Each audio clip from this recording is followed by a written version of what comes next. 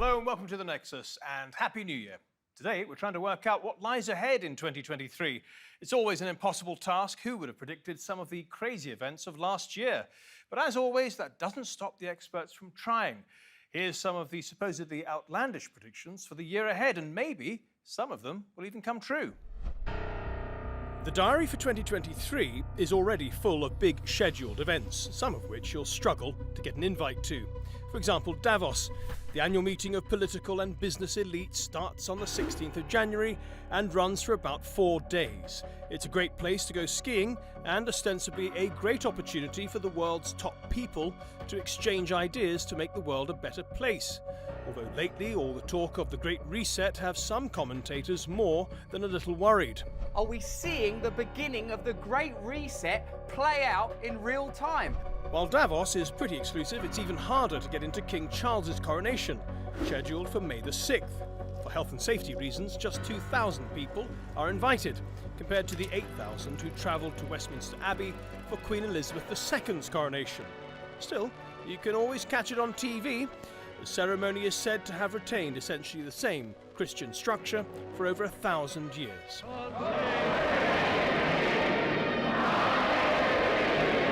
Of course, this show is all about the things that aren't on the diary. Predictions for 2023 that are a bit outlandish, unlikely to happen, but what if? And so, for these types of predictions, we can pick from two sources: Saxo, the online trading specialists, and Standard Chartered. Let's start with Saxo's self-described outrageous predictions. Which of these 5 do you think could happen next year? At 5, a billionaire coalition which creates a $1 trillion Manhattan project for energy. 4, China, India and OPEC Plus leave the IMF and agree to trade with a new reserve asset. 3, France's President Emmanuel Macron to resign suddenly. 2, the foundation of an EU armed forces. And drum roll please, number 1, Britain holds an un-Brexit referendum. That's right, a referendum on rejoining the EU. Well, that's not going to happen, not while Mr. Brexit has breath in his body. You can't. And on that ominous note, we move on to Standard Chartered's predictions. Here's their top 5. Number 5 then, Brent oil to fall below $40 a barrel. That might give motorists a break anyway. Number 4, and it's a really long shot, Republicans impeach US President Joe Biden.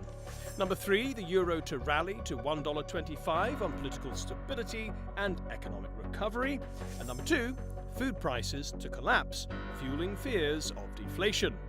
And number 1, gold rallies 30% as the collapse in crypto and firms spreads. A pretty horrible prediction if you own crypto, but then again, look what's going on with Sam Bankman-Fried. Okay, let's bring in our guest now. And Warren Hatch is a super forecaster and CEO of the forecasting platform Good Judgment. Patrick Boyle is a professor of finance at King's College London and a most excellent YouTuber. Ella Whelan is a freelance journalist and a columnist at the online publication Spiked. And we also have the conservative political commentator Andre Walker. So, welcome to all 4 of you. Let's start with Warren Hatch. You're a super forecaster. Is that your description of yourself, or is that a real thing?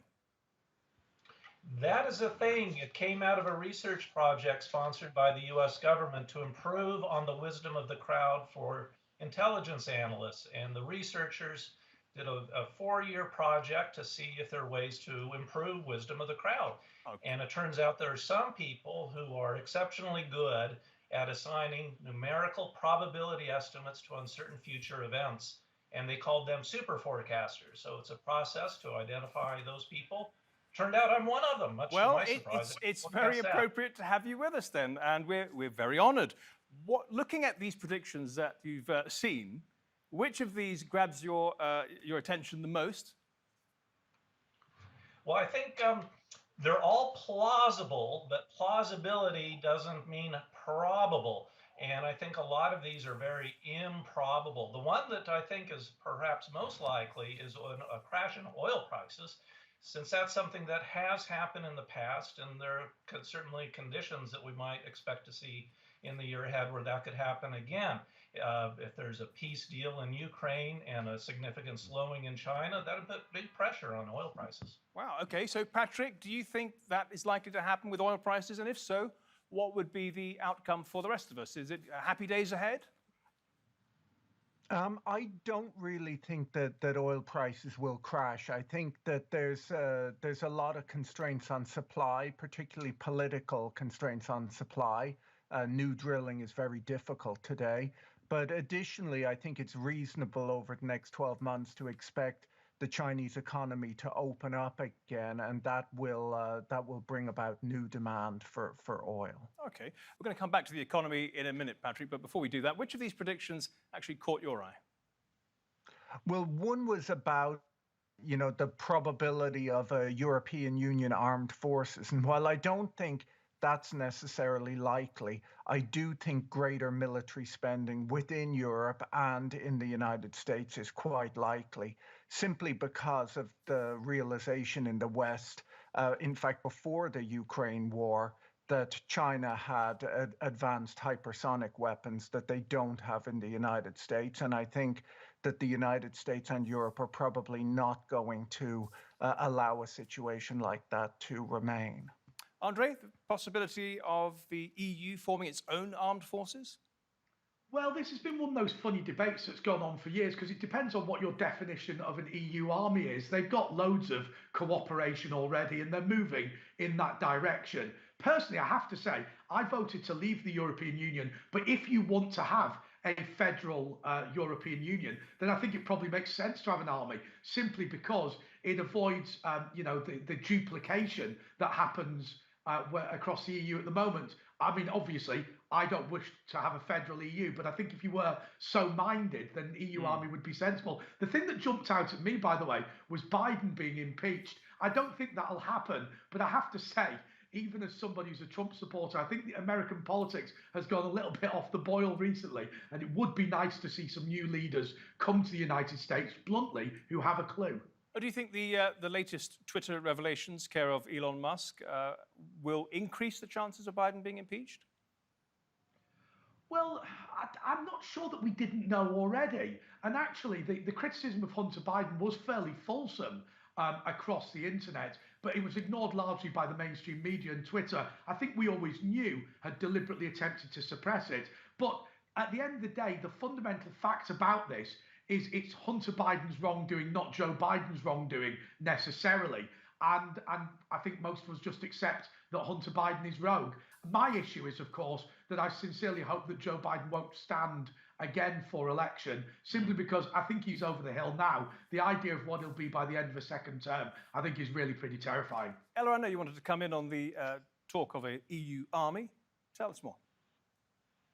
Well, the backstory to all of this is that since 2016, when the UK voted to leave the European Union, there has been a kind of prolonged sort of period of soul searching within the EU, which is that, the fact that, although there's debate in this country about whether or not Brexit was successful, the fact that there was such big support for such a radical departure from by a big country means that it's kind of shaken the confidence within the European Union. They're constantly on the defensive. I mean, the fact that we're still talking about Brexit now and they are still talking about Brexit shows what a kind of what a mark it made on them.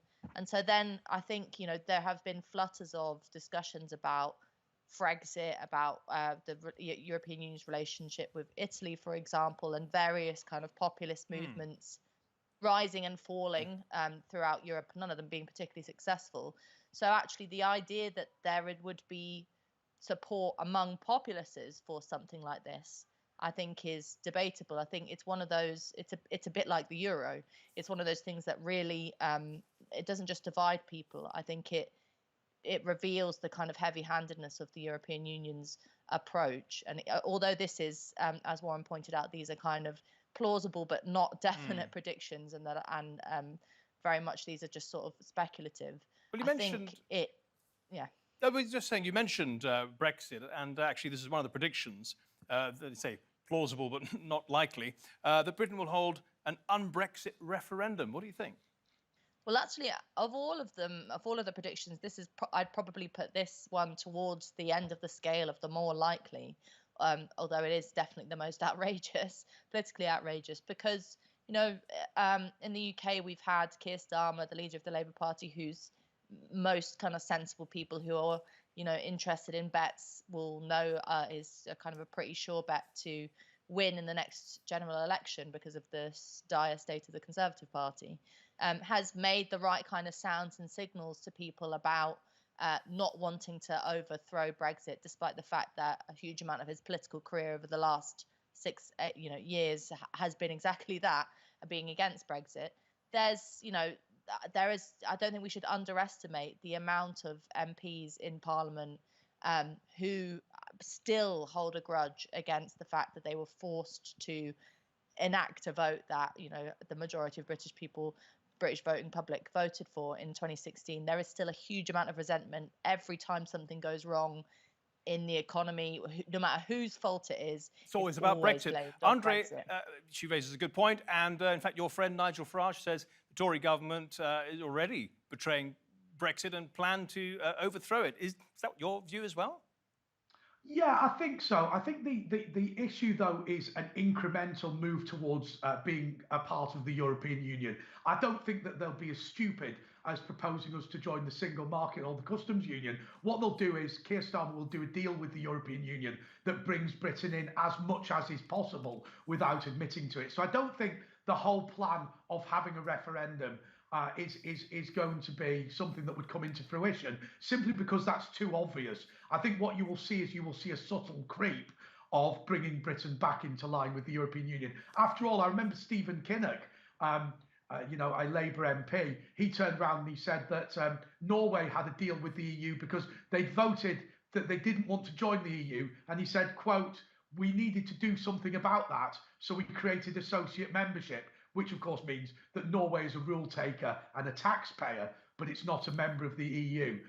All that shenanigans will go on. Keir Starmer, remember, negotiated behind the back of the British government to ensure Britain got such a poor Brexit deal that we voted to go back in, or rather voted to rescind the previous referendum.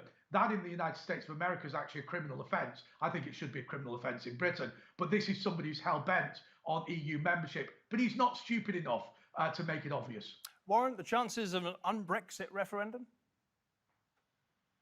I think incredibly low. I wouldn't put high odds of that certainly in the coming year. I think the informal reassociation scenario makes a lot more sense, and if we were making a forecast on it, I put that pretty high as what we're going to be seeing unfold in the months ahead. Patrick, let's return to the economy. What do you foresee for the global economy and the US economy and the European economy in 2023? I think the economy will be slow, quite simply because that is what's going on. Essentially, we're seeing stimulus withdrawn from the economy. Interest rates go up in order to reduce inflation. And essentially, this is, the way you reduce inflation is by reducing demand. And the way you reduce demand is by taking money out of people's pockets.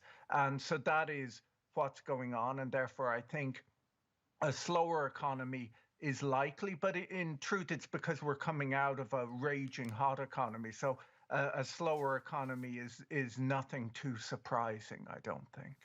Warren, here's an interesting one. China, India, and OPEC leave the IMF and agree to trade with a new reserve asset. What do you think? I think that is at the very unlikely end of the spectrum. I'd put the odds of that at under 1%. So not impossible. Maybe if there were 1,000 universes that suddenly emerged today, in one of them that would occur, but the other 999 it would not. Have you any thoughts about when the US dollar is going to be rivaled or potentially overtaken by another currency? I think that's something that is years away. There'll be a lot of talk about it. There's certainly a few candidates, but all the candidates that we've seen in recent years that have tried to take that position have not reached and even generally retreated.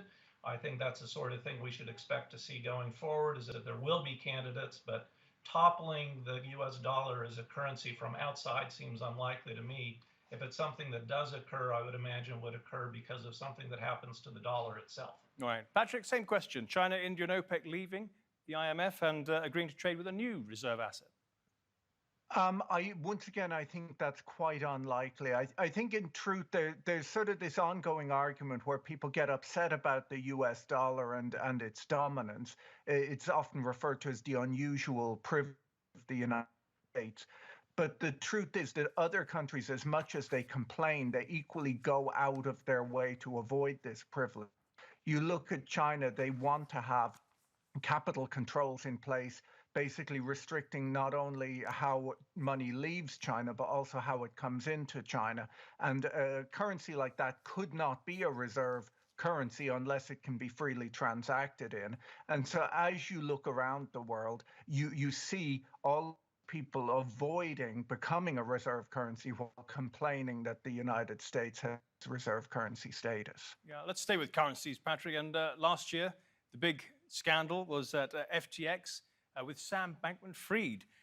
What do you predict to happen to cryptocurrencies this year? I think that there will be more and more fallout from this. I think there are a number of crypto companies that are bankrupt right now that are just not stating it.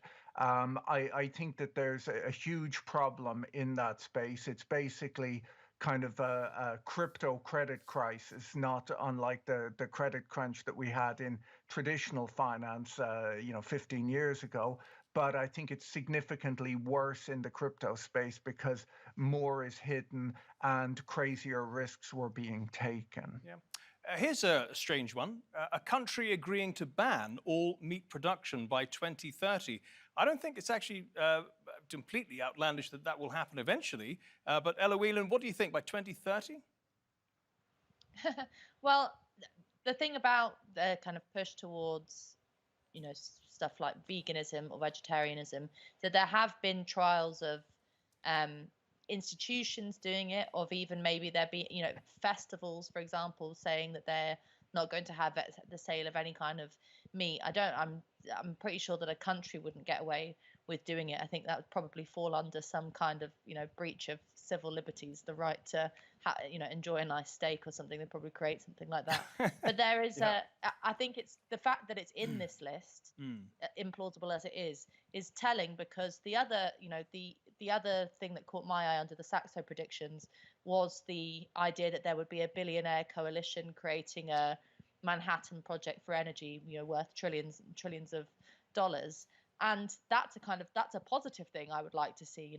We're constantly talking about not only the cost of living crisis, but energy crisis, energy security, and no government, certainly not the UK government, seems willing to do anything innovative or bold in relation to making energy resources more efficient and also more readily available and cheaper.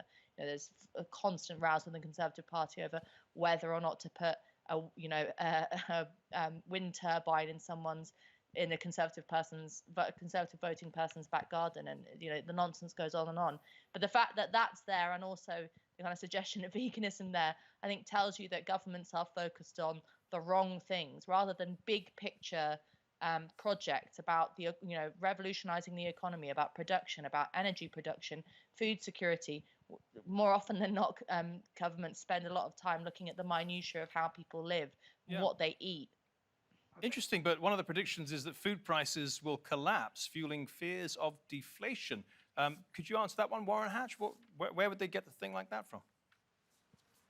Well, again, I think it's with the same as with the oil price plunge, where there's certainly a history of that sort of thing occurring, and we can sort of see what sorts of events need to occur before such a plunge. I would not have that as a baseline any more than I would for a collapse in oil prices, but you can certainly see how if there's peace in Ukraine and a major crash in China and some other economic dislocations around the world, that food prices could do a reversal and do a big plunge, and the fears of deflation would return. I put odds at that, though, for like with all of these things, well into the single digits, low single digits. Yeah, Kevin Andre? Yeah, I was going to say, I think there is a whole series of things that are going to happen on farming in terms of efficiency. I don't think they would necessarily lead to a price collapse. But if you look at, say, vertical farming, urban farming, these are technologies that I think should bring food prices down significantly. On the issue of meat, by the way, I actually think that the big debate in the future about meat will be lab meat versus slaughtered meat, effectively Yeah. stuff that is the same product but is produced in a different way. I think it will become I'm assuming it will become quite hard to justify slaughtering animals when you can produce a similar product in a lab, well, an identical product in a lab that's entirely cruelty free. I think that's when you might start to see people talking about banning slaughtered meat. No, I think that's a very, very strong argument, actually, both, like you say, on a matter of cruelty, but also on the environment. Moving on, we're coming towards the end of it, but this is President Macron resigning. Under what circumstances might that happen? Andre, it might please you to think about it, but why might that happen? Well, I don't know what I can say on television, can I? Because obviously there was the discussion about what was found in Mar-a-Lago about a quote-unquote G7 leader. I don't think it's particularly serious. You know, there are question marks over Emmanuel Macron's behaviour, but there are also incredibly strong privacy laws in France which restrict the publishing of any allegations. Now, it has to be said, allegations that remain unproved. So I don't take this seriously. I think that he remains a giant of European politics. Although his popularity is, I think it's fair to say, is not where it used to be. I think Ella Whelan wants to chip in. Come in, Ella. Yeah, I mean, allegations are allegations, and the thing about someone like Macron is that it's the time of technocrats in Europe. It was interesting watching how well him and Rishi Sunak were getting on, and they're kind of at the time of the G7 meetup, there was these sort of, and throughout COP, there were these pictures of them sort of having a bromance, as it was called. And I think it's really telling about how, but both Rishi Sunak is as much, if not more, of a technocrat than Macron, someone who just kind of, his most recent speech was like something someone had fed into an AI generator, give a bland speech, and it had spat it out for him, talking about muscular pragmatism and words that don't mean anything. There is, these are the kind of managerial elite of Europe. And despite the fact that you've had, years now of quite strident protests in France with, for example, groups like the Gilets jaunes, Macron, has retained his control and his, enough of the vote to maintain his, his kind of political leadership is based on the one hand, quite heavy-handed use of, for example, the French police, but also having this kind of, isn't he called sort of Little Jupiter, a sort of, not a statesman-like, but a sort of kingly-like presence, which is typical of a kind of technocrat. So I don't think he'd resign without a real push, basically. And no, I think you're probably right there, Ellen. Look, well, we're coming towards the end of the programme, and I just want to get an individual prediction from each of you, not on these sheets, but your own. Let's start with Warren, since it's his job, and the rest of you can buy a little time to think it over. Warren, a prediction for our audience for 2023 from yourself. Oh, my. Well, I think one thing that I'm watching is the prospects for some sort of settlement between Ukraine and Russia. And I think with the change in governments around the world and the key supporters, that the strong levels of support that we have seen may not remain at those strong levels. And at the same time, I think that the pressures on Russia to bring an end to the conflict there, I think are improving at the margin the odds that there will be some settlement. Whether it's a good settlement, I don't know, but I think that the prospects for some sort of end to the conflict is rising as time goes on. Okay, about 30 seconds each now. Patrick, to you. I think that this will, I think that we will have a good year ahead of us. I think that a lot of the inflationary pressures are hopefully coming to an end. And I think hopefully there will be an end to the situation between Ukraine and Russia. And yeah, I'm just hopeful and positive about the coming new year. That's good news. Andre? I think that this is not going to be Mark Zuckerberg's year. He owns 13% of Meta, Facebook, but he's got 52% of the voting shares. So it's hard to get rid of him. but his running now of that company is pretty catastrophic. And I think questions are now being asked by shareholders. And I think this is the beginning of his fall from grace. Well, we'll be watching out for that. Ella? Well, I wish I had the optimism of Patrick. I think actually what the reality is, not very much is going to change. I think people mistakenly put all of the problems at the blame for all the problems that we're having, particularly in relation to the economy, at the feet of the war in Ukraine. Just that ending doesn't necessarily mean that all the much deeper, more long-term problems with, in particular the British economy, are going to disappear overnight unless the government has a kind of radical plan for some change, of which none of them do. Nothing will change. So sorry to be the Debbie Downer, but I don't see 2023 bringing anything very different. It was all looking up until we got to Ella. But Ella, we always appreciate your contributions here. Warren Hatch, Patrick Boyle and Andre Walker as well. Thank you all very much. Much appreciated. Well, thank you at home on your phones for watching also. If you want to see this episode or any of our previous episodes, do go to our channel on YouTube. Just type in Nexus, TRT World. Until next week then, goodbye.